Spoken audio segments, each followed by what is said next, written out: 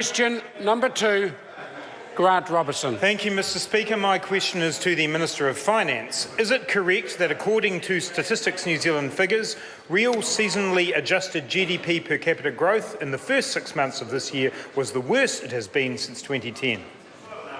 Speaker. The Honourable Paula Bennett. Mr Speaker, on behalf of the Minister of Finance, Statistics New Zealand reports real seasonally adjusted per capita GDP in the 3 months to June 2015 was $11,924. In December 2014, this quarterly figure was $11,964, the highest ever reading for this series. That is the smallest change for any 6-month period since 2010. However, I would note most respected commentators use GDP per capita on an annual basis, and by that measure GDP per capita is growing. I would also point out it is easy to grow GDP per capita when a stadium's worth of people are leaving the country each year, as they were under the previous Labour government in 2008. Supplementary question, Grant Robertson. So can the Minister confirm that the first 6 months of this year saw a 0.2% negative GDP per capita growth? And is this reflective of a successful economy? The Honourable Paula Bennett. Speaker, yes, but annual GDP growth between June 2014 and June 2015 was actually 2.4%. And as I say, most commentators would take it from an annual GDP per capita basis, and we're very confident that this actual calendar year will also see a growth. Supplementary question, Grant Robertson. How is it a sign of success for the New Zealand economy that we have now been added to HSBC's watch list of nations that it has a concern about due to our over-reliance on China, falling commodity prices and the Auckland housing bubble? The Honourable Paula Bennett. Mr Speaker, to quote from them, they say, although low risk, New Zealand may be one to watch. So I think that needs to be kept in the context of what it actually is. I find it ironic that when we're about to sign a TPP that actually sees us extend wider than just the Chinese market, Labour doesn't quite know where they stand on that and is not supporting what would be a real economic growth for this country across more than just a market of China. Order. Supplementary question, the Honourable Gerry Brownlee.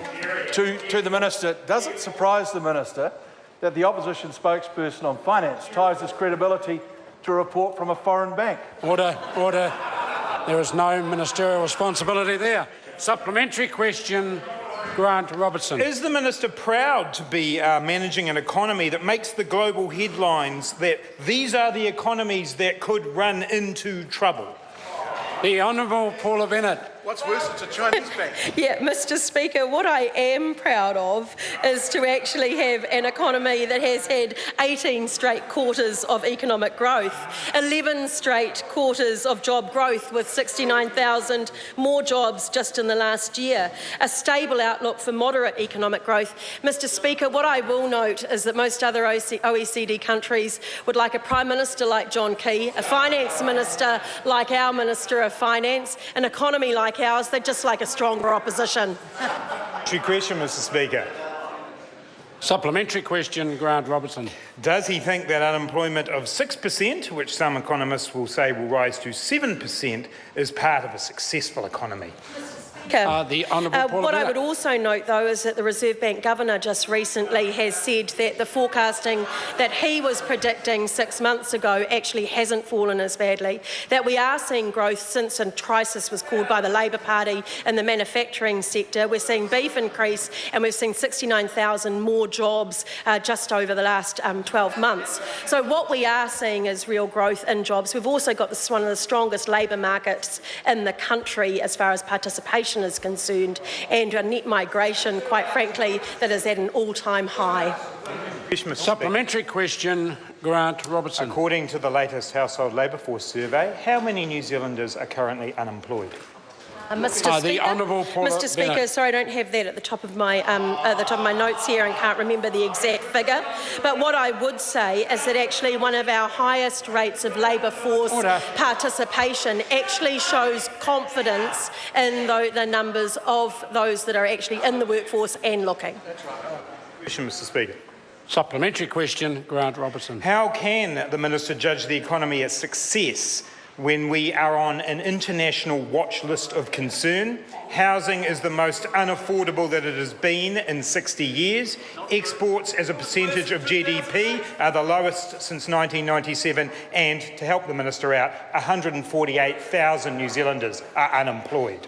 The Honourable Paula Bennett. Well, Mr Speaker, I know that member is making a career out of trying to talk down our economy and actually not have the actual view that we are growing, we are sustainable, we're still looking at GDP growth of around 2%, that actually it is considered low risk and that they can't actually get it together enough to recognise the benefits of TPP that will grow us beyond just that Chinese market and see actually other sectors as, apart from dairy also growing.